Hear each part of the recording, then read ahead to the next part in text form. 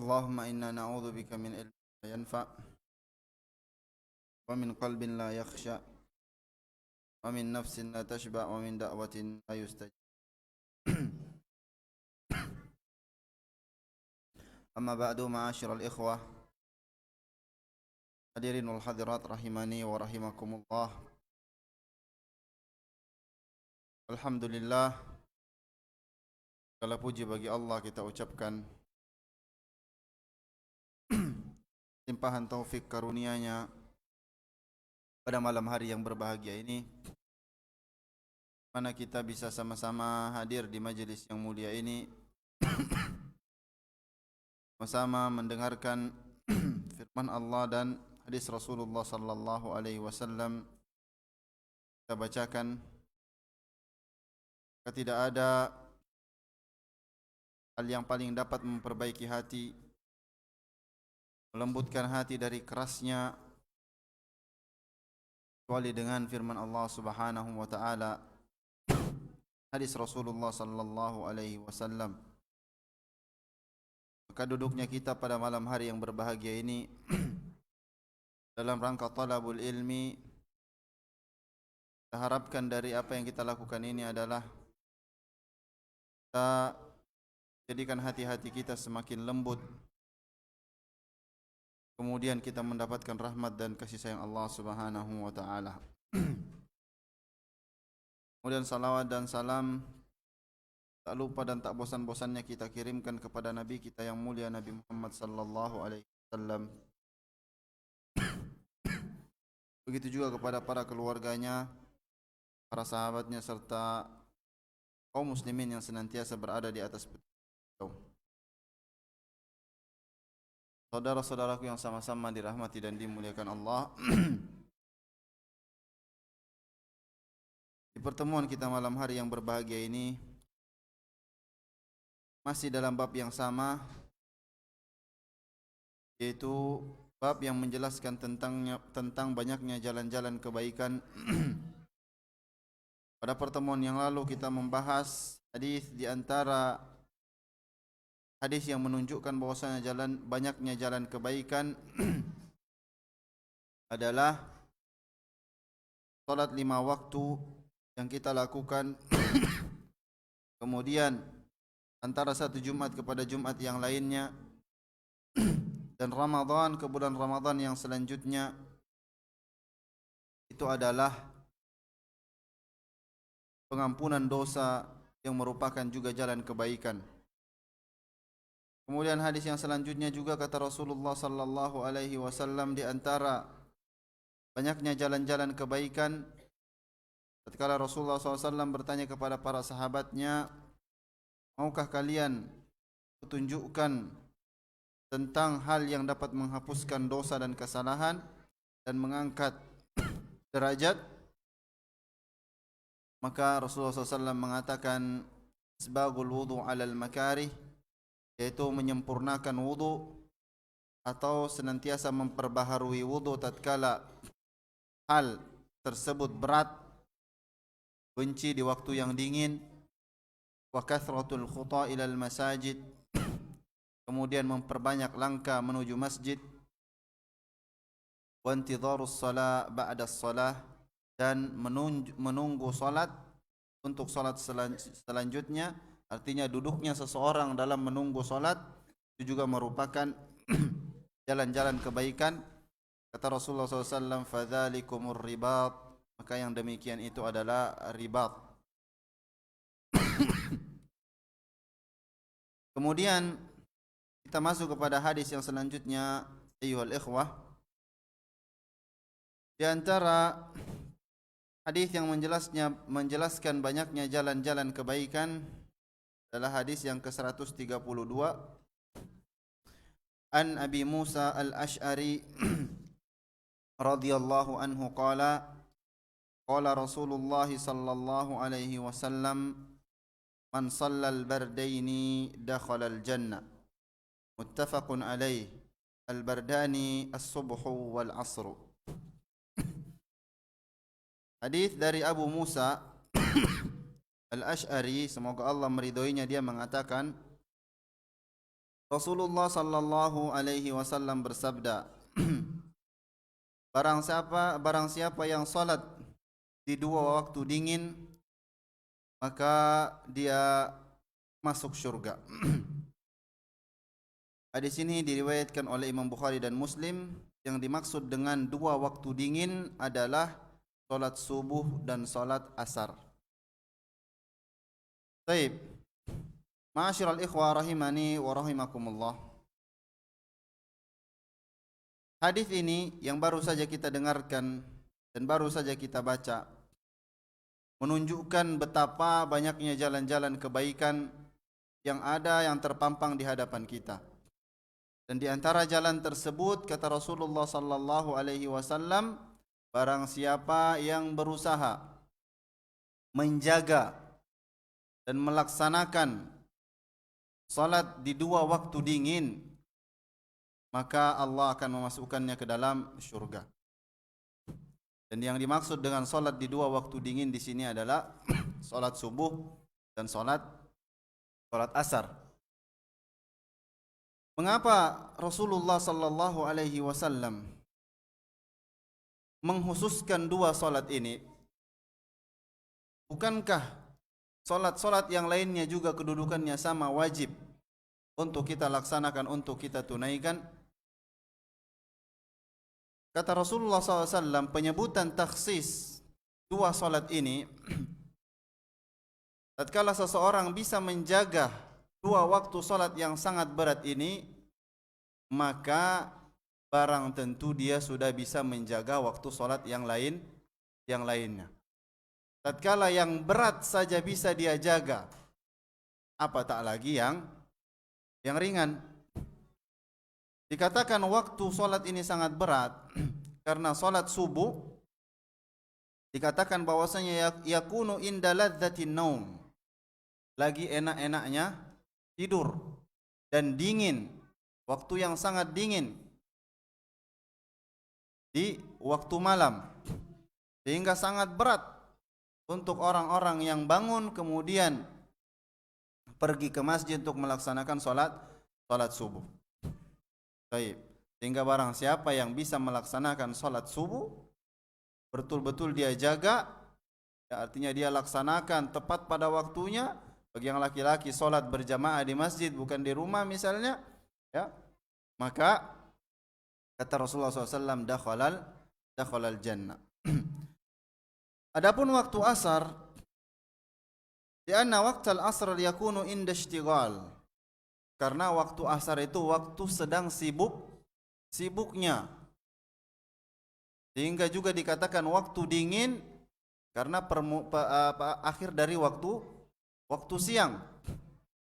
Belum lagi orang tidur siang misalnya, lagi enak juga tidur itu, sehingga malas bangun. Maka dua salat ini adalah salat yang mendapatkan kekhususan, sehingga kata Rasulullah SAW, barang siapa yang dapat menjaganya, yang dimaksud menjaganya dia melaksanakan tepat pada waktunya. Kemudian bagi yang laki-laki berjamaah di masjid, ya, maka kata Rasulullah SAW, jaminannya dakhalal jannah, masuk, Allah akan memasukkannya ke dalam surga. Sehingga dua salat ini adalah waktu yang sangat sulit untuk dijaga.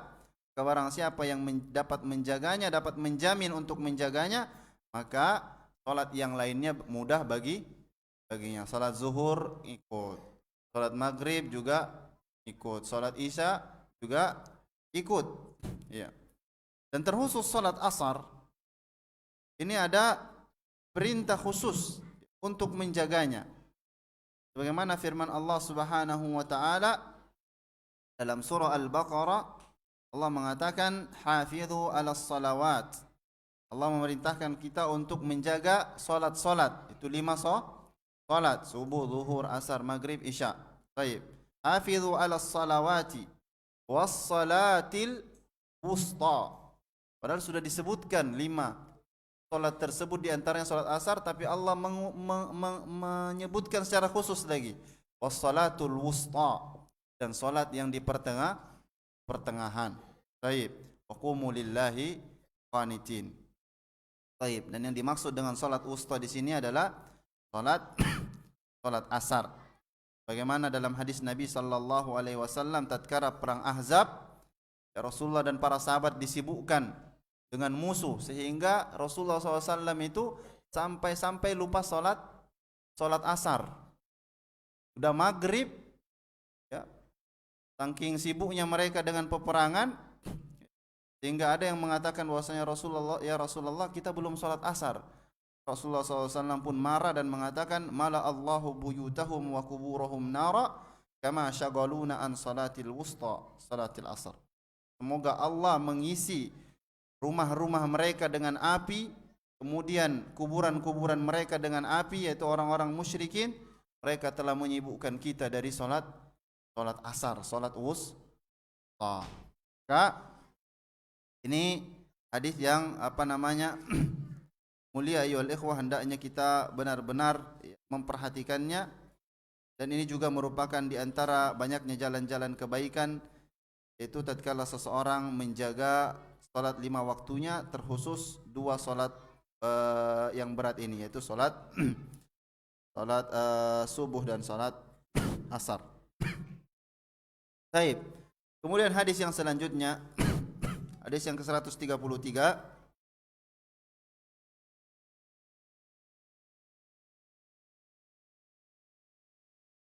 An Abi Musa al-Ash'ari radhiyallahu anhu qala Rasulullah sallallahu alaihi wasallam idza marida al-abdu aw safara kutiba lahu mithlu ma kana ya'malu muqiman sahihan, rahul Bukhari. Rasulullah SAW bersabda, ayyuhal ikhwah, kata beliau, apabila seorang hamba sakit atau dia melakukan safar, maka Allah tetap menuliskan baginya pahala ibadah yang dia lakukan di waktu mukim sempurna. Baik.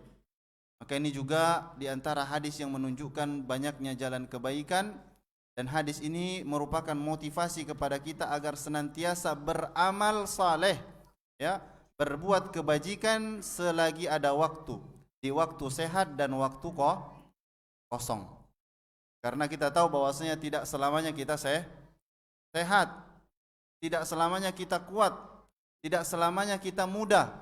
Mumpung kita masih sehat, mumpung kita masih kuat, mumpung kita masih muda, maka laksanakanlah ibadah-ibadah yang merupakan itu bagian dari amal saleh.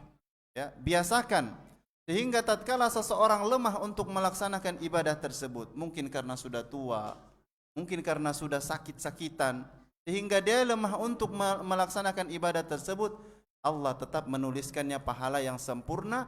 Dia tetap melaksanakan ibadah tersebut meskipun dia tidak melaksanakannya. Sehingga ini hadis yang perlu senantiasa kita camkan dengan baik, bahwasanya motivasi agar senantiasa seorang itu beramal, ya, berbuat baik, beramal saleh, melaksanakan ibadah mumpung di waktu sehat. Banyakan orang kan terbalik, nanti saja kalau sudah tua, nanti saja kalau sudah pensiun, nanti saja kalau sudah, ini salah gini.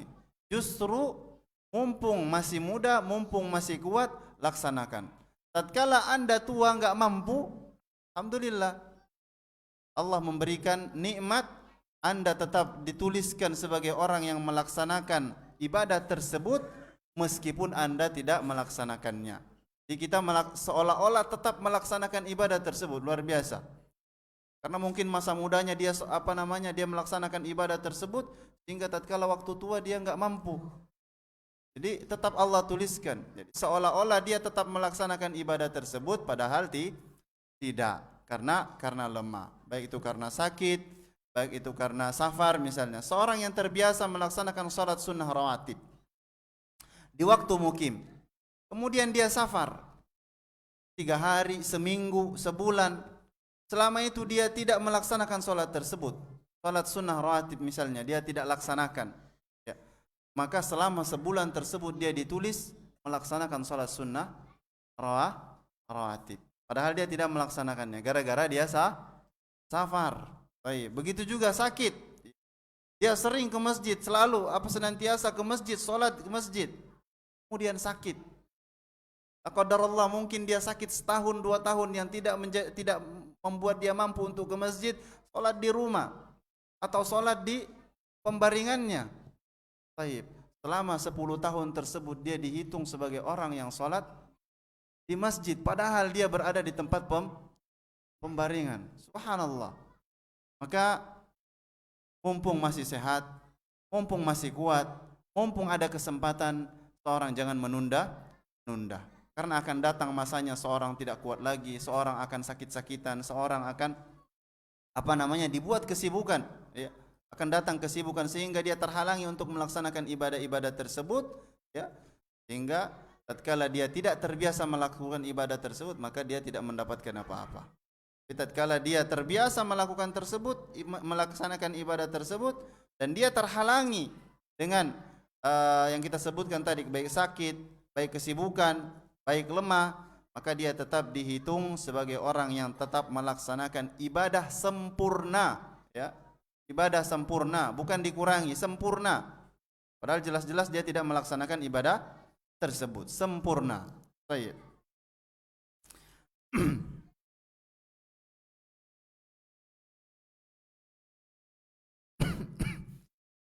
Baik. Kemudian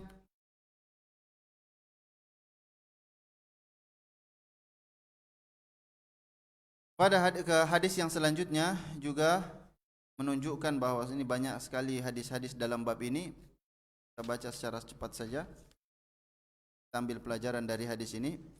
Di antaranya adalah hadis Jabir radhiyallahu anhu qala Rasulullah SAW, kullu ma'rufin sadaqah. Dari Jabir radhiyallahu an, dia mengatakan bahwasanya Rasulullah SAW bersabda, kullu ma'rufin sadaqah. Setiap perbuatan baik adalah sedekah. Ini adalah kaidah umum bahwasanya seluruh kebaikan apa saja itu, ayo ikhwah, ucapankah, ya, perbuatankah, yang namanya kebaikan yang manusia mengenal bahwasanya itu merupakan kebaikan, maka itu adalah sedekah. Tatkala seseorang melakukan kebaikan tersebut sekecil apapun tersebut, ya, dan seremeh apapun tersebut, maka itu adalah sedekah darinya. Dia mendapatkan pahala dari perbuatan tersebut.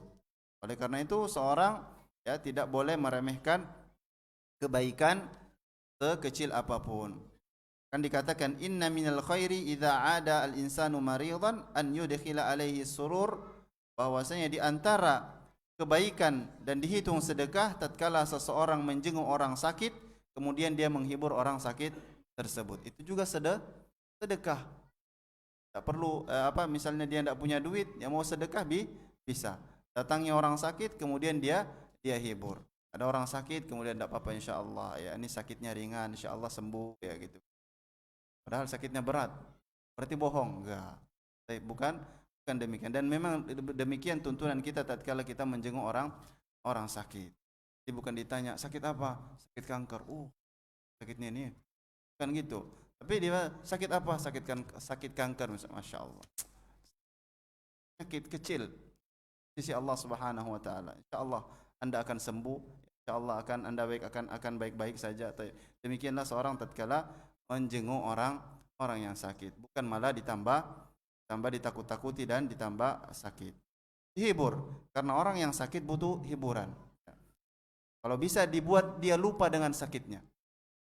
Ya, seorang, bukankah salah satu penyebab seorang itu cepat sembuh tatkala lupa dengan sakit, sehingga dia tidak ingat dengan sakitnya. Ini yang menjadi cepat sembuh. Dokter kan kayak gitu kan, ya, menghibur, ya tidak apa-apa, sakitnya biasa aja. Ya, pokoknya Anda kuat, Anda bisa gitu kan. Padahal jalan pun susah misalnya. Supaya apa?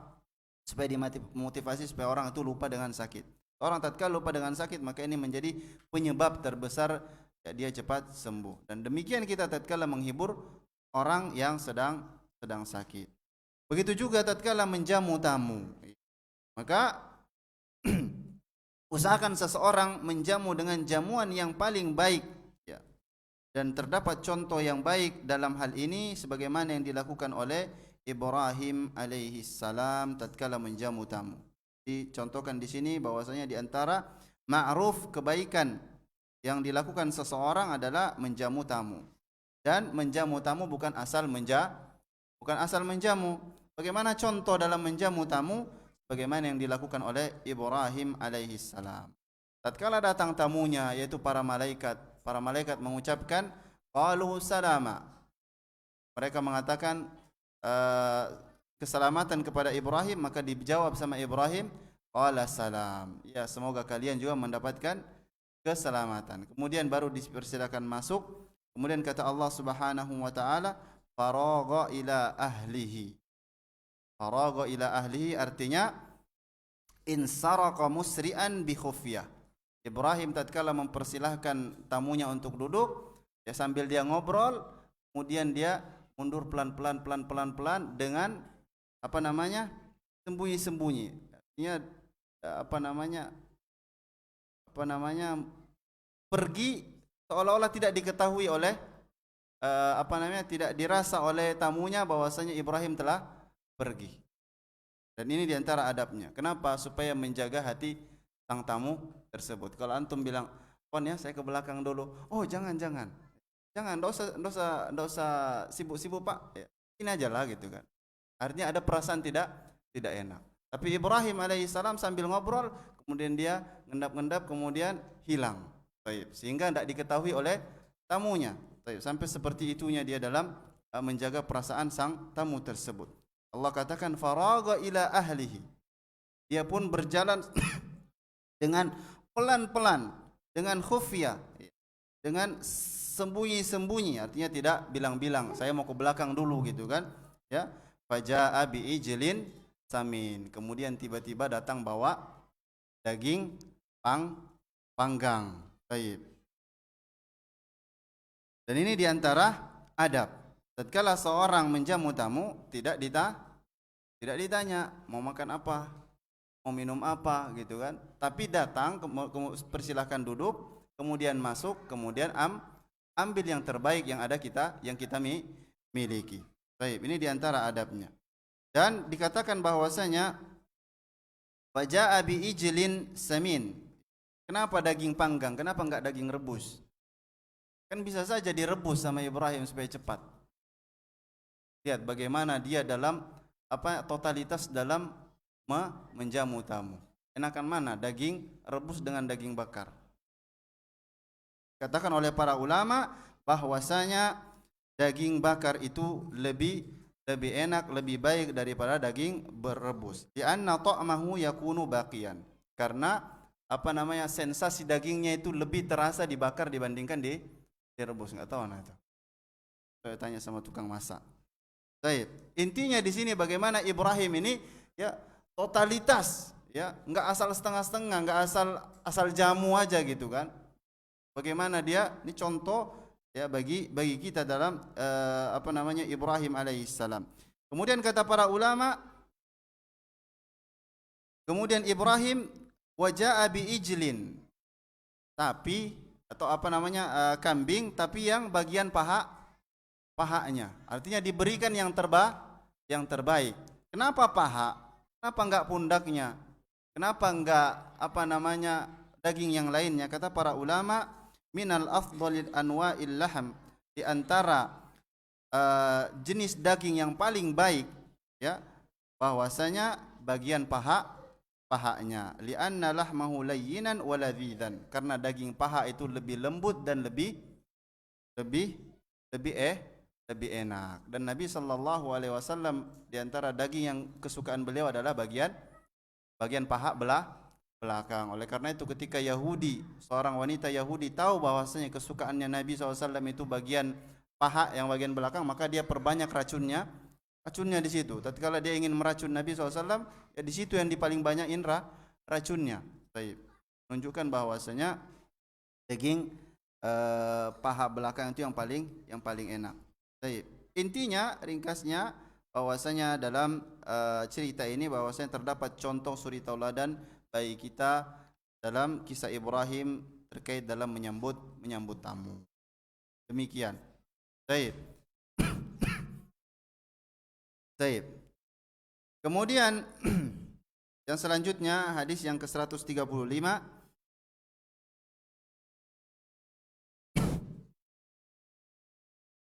Wa an Jabir radhiyallahu anhu qala qala Rasulullah sallallahu alaihi wasallam ma min muslim yaghrisu gharsan illa kana ma ukila minhu lahu sadaqah wa ma suriqa minha lahu sadaqah wala yarza'uhu ahadun illa kana lahu sadaqah. Fi riwayatin lahu fala yaghrisul muslim gharsan fayakulu minhu insanun wala dabbatun wala tayrun illa kana lahu sadaqatan ila yaumil qiyamah. Fi riwayatin lahu la yaghrisu muslimun gharsan wala yazra'u zar'an fayakulu minhu insanun wala dabbatun wala syai'un illa kanat lahu sadaqah. Baik, insyaallah. Ini juga hadis yang sangat mulia yang menjelaskan betapa banyaknya jalan-jalan kebaikan ayyuhal ikhwah. Rasulullah SAW bersabda, tidaklah seorang muslim menanam tanaman, kemudian dari tanaman tersebut dimakan oleh apa saja, dimakan oleh burung, dimakan oleh manusia, atau dicuri oleh orang. Antum tanam nanas kemudian dicuri oleh orang. Baik. Maka semua itu adalah sedekah. Baik. Wala yazra'u ahadan illa kana lahu sadaqah. Jadi apa yang kita tanam ya di kebun kita ya, maka ini bernilai sedekah. Hadis ini diriwayatkan oleh Imam Muslim. Dalam riwayat lain bahwasanya tidaklah seorang muslim menanam tanaman kemudian dimakan oleh manusia dan dimakan oleh binatang-binatang yang lainnya, dimakan oleh burung-burung, kecuali itu adalah sedekah baginya dihitung sampai hari kiamat. Baik, dalam riwayat yang lain bahwasanya tidaklah seorang muslim menanam tanaman ya, kemudian dimakan oleh manusia, kemudian dimakan juga oleh binatang-binatang yang lainnya, atau makhluk yang lainnya mengambil manfaat darinya, maka itu hitungan baginya adalah pahala sedekah. Jadi di sini ayyuhal ikhwah ya, motivasi kepada kita untuk kalau punya tanah jangan dibiarin kosong. Tanam saja apa yang bisa berguna ya, yang bisa dimakan, bisa diambil manfaatnya oleh manusia, diambil oleh makhluk, maka lakukan. Ya, karena bahkan tidak berniat sekalipun seseorang, ya, katakan di sini tidak berniat sekalipun, dia tanam kemudian dicuri, antum tanam mangga misalnya, banyak mangga kemudian dicuri sama orang misalnya, maka itu adalah sedekah. Bahkan dikatakan bahwasanya bukan saja buahnya, ya, kemudian ada orang yang berteduh di bawahnya, atau ada binatang yang lain yang berteduh di bawahnya untuk terhindar dari kepanasan, maka itu adalah kebaikan, maka itu dihitung sedekah. Antum tanam pohon besar, kemudian banyak burung tinggal di situ, jadi rumahnya dia bernaung dari terik panas dan dari hujan. Baik, berapa burung situ misalnya di pohon tersebut, antum dapat pahala sedekah. Satu burung 500 ekor burung. Baik, ini yang kita sepelekan. Kata Rasulullah SAW, hadis ini menunjukkan bahwasanya betapa banyaknya jalan-jalan kebaikan, sehingga seorang itu ya udah tanam saja. Kalau dia mampu untuk tanam saja, tidak usah banyak mikir. Atau lagi pelit, ya saya jauh, kemudian saya nggak menikmati, ngapain saya tanam? Enggak. Anda mau dapat pahala, Anda mau mendapatkan pahala sedekah dihitung sampai hari kiamat dan dinikmati oleh makhluk-makhluk Allah Subhanahu wa taala, apa saja kata Rasulullah SAW. Ya, burung kah, ular kah, babi kah misalnya yang makan gitu kan, maka dihitung pahala. Bahkan tidak hanya seperti itu, seorang tidak meniatkan sedikit pun ya untuk menanam itu kemudian dicuri, maka itu adalah pahala sedekah baginya. Baik. Maka hadis ini dalilu ala kathratu turukil khair. Dalil bahwasanya betapa banyaknya jalan-jalan kebaikan. Bahwasanya anna man tafa'a bihi an-nasu minal khairi fa inna li sahibihi ajran wa lahu fihi khaira. Bahwasanya tatkala kita melakukan sebuah usaha, kemudian dari usaha kita tersebut manusia mengambil manfaat atau makhluk yang lain mengambil kebaikan dari usaha kita, maka kita mendapatkan pahala dan ganjaran dari usaha tersebut. Sawa'un nawa aw lam yanwi. Sama saja apakah kita niatkan dari awal atau tidak kita niatkan. Ya. Ya. Sama saja kita niatkan atau tidak kita niatkan, tatkala manusia atau makhluk mengambil manfaat darinya, mengambil kebaikan, maka kita mendapatkan pahala. Baik.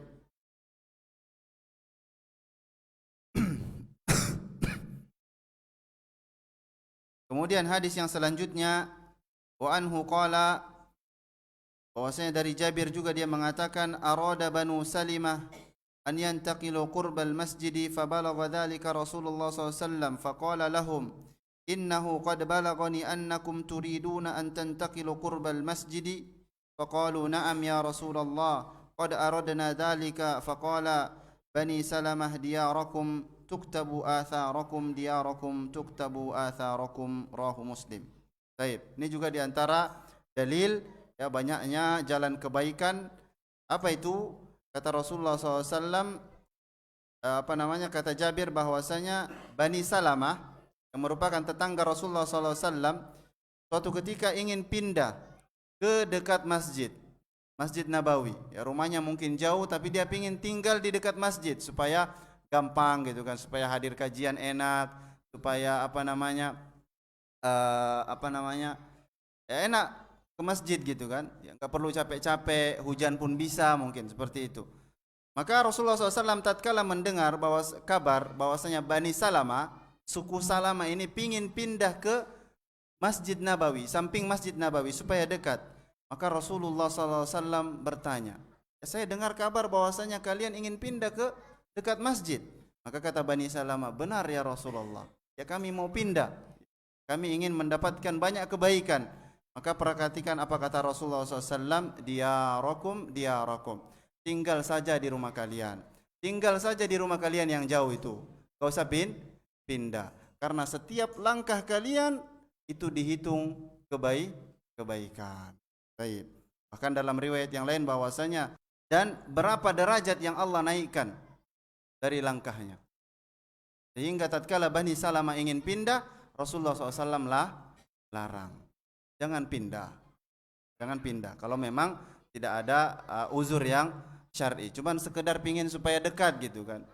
Memang enak dekat dengan masjid ya, tetapi berbeda pahalanya dengan orang yang jauh dari masjid. Dia pergi ke masjid, pahalanya lebih besar daripada orang yang dekat dengan masjid.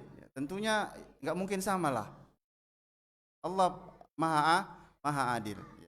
Sehingga tatkala Bani Salamah ingin pindah jadi tetangga Masjid Nabawi, maka Nabi SAW menasihatinya, diyarakum diyarakum, ya tinggal saja di rumah kalian ya. Rumahnya sangat jauh, dikatakan bahwasanya sangat jauh. Kemudian Rasulullah SAW menjelaskan dan memotivasi mereka bahwasanya sungguhnya setiap langkah kaki kalian itu dihitung pahala, sehingga tidak ada ruginya.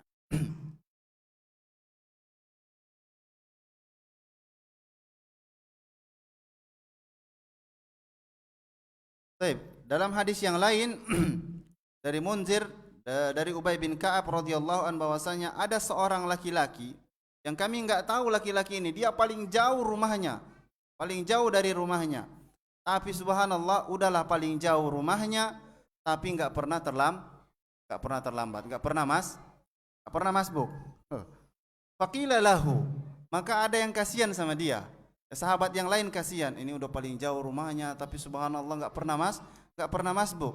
Maka dikatakan kepadanya, lawishtaraita himaran, ya cobalah kau beli kendaraan, cobalah kau beli himar, kalau kita sekarang cobalah beli motor gitu, belilah sepeda, tarkabuhu fi dhulma, yang bisa engkau gunakan untuk, yang bisa engkau kendarai ya tatkala pergi ke masjid ya. Wa fil ramdha, faqala, maka laki-laki ini mengatakan, ma yussuruni anna manzili ila jambil masjid, inni uridu an yaktuba li mamsyata ila masjid wa ruju'i idza raja'tu ila ahli. Faqala Rasulullah SAW, qad jama'allahu laka dzalika kulli. Kata laki-laki ini tatkala dinasihati disuruh beli kendaraan karena saking jauhnya rumah dia, dia jalan kaki dari rumahnya ke masjid, maka dia mengatakan, saya enggak bahagia dengan itu. Saya bersedih tatkala itu menjadikan saya sedikit pahala. Saya kepingin setiap langkah kaki saya yang jauh, panas-panas, ya, itu mendapatkan pahala yang besar di sisi Allah Subhanahu wa taala. Begitu juga tatkala saya balik dari masjid ke rumah. Maka kata Nabi sallallahu alaihi wasallam, "Qad jama'allahu laka dzalika kull." Sungguh Allah telah menyempurnakan pahalamu dari perbuatan. Ini diantara semangat para sahabat. Kalau kita mungkin tatkala disuruh beli kendaraan, ya, langsung kita beli. Baik. Intinya hadis-hadis ini ayol ikhwah menunjukkan bahwasanya banyaknya jalan-jalan kebaikan dan hendaknya seseorang itu senantiasa memanfaatkan waktu, kesempatan tatkala Allah memberikannya, dan semoga Allah Subhanahu wa taala senantiasa memberi taufik kepada kita untuk senantiasa beramal, ya, tatkala dikala kita lapang, tatkala kita diberikan kesempatan oleh Allah Subhanahu wa taala. Semoga Allah Subhanahu wa taala membimbing kita di atas jalannya yang diridhoinya. Wallahu taala alam. Nakhtatim bi doa kafaratul majlis. Subhanakallahumma wa bihamdika asyhadu an la ilaha illa anta astaghfiruka wa atubu ilaik. Assalamualaikum warahmatullahi wabarakatuh.